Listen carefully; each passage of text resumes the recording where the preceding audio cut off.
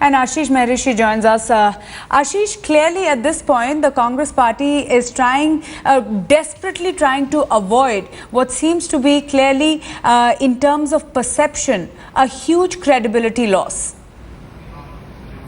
Very true, Maruk. In fact, if you go through the book that P C Parakh has written, it is very clearly evident that the ministers in the coal ministry, the MOS coal, the Sari Narayan Rao, and the ex-coal minister, who actually became the chief minister of Jharkhand as well, they were not ready to listen to the Prime Minister.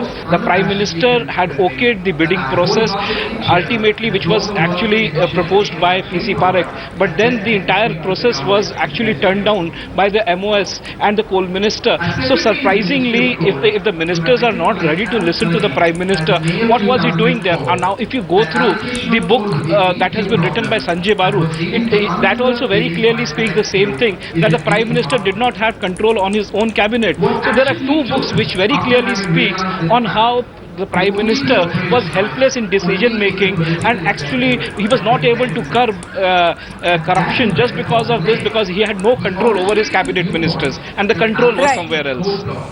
In the meantime, in an exclusive interview with Headlines Today's Karan Thapar, Sanjay Baru defended his book and said that Manmohan Singh is the weakest Prime Minister the country ever had.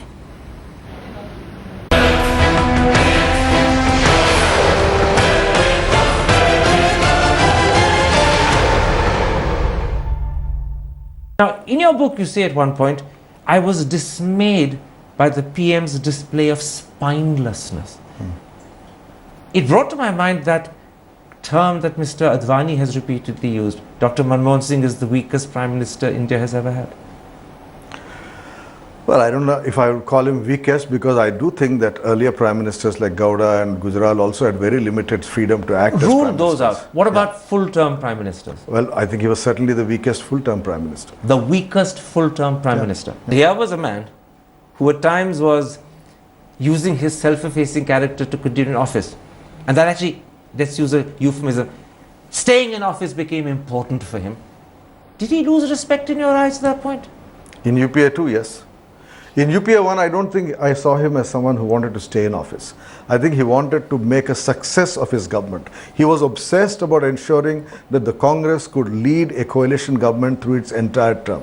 But in UPA 2... But in UPA 2, you get the impression that, he just was not willing to put his foot down and say, enough is enough. In UPA 2, he just wanted to continue in office and complete the term. He wanted to complete the term, and that became a priority. That's the impression. I mean, I'm an outsider for UPA 2 as much as you are. But the impression from the outside is that. And that's the point at which he diminished in your eyes. Yeah. You lost respect for him. Yeah. You're saying yes? Yes. I mean, I think I've said it in the book that when he did not quit after the way in which Rahul Gandhi treated him, I did lose respect. You agonized over several bits of the book, but at the end of the day, you've included them all. And the PMO says that you are exploiting access for commercial gain. In other words, filthy lucre has been your motivation. Karan, writing memoirs by people in public life is an old tradition. Even in India, I mean, P.C. Alexander was secretary to Indira Gandhi, wrote a book. Natwar Singh has written recently a book. Lots of retired civil servants have written their memoirs. But in the West, it's very common.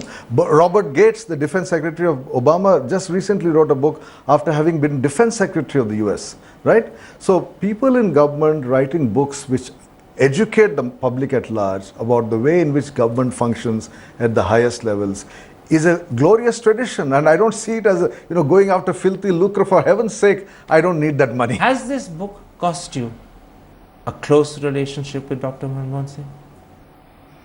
In the short run, yes. In the long run, I hope not. I hope when he rereads his book in the solitude of his retirement home, he will realize that actually this is the biggest, this is the strongest defense anyone has offered till today of the Prime Ministership of Manmohan Singh. There's just about a month to go when he moves into his retirement home. At that point, will Sanjay Baru, the individual who looked upon Manmohan Singh as a mentor, make some small attempt to reach out to him, to bridge the chasm that may have opened up with this? I've already made an attempt. I've sought to see him once he's finished reading the book. I'll wait for him to call me And I'll explain to him what were the ideas that went into the book. It's up to But him. you're going to wait for the phone to ring. You won't ring yourself. No, I have sought an appointment, so I'll wait for the phone to ring.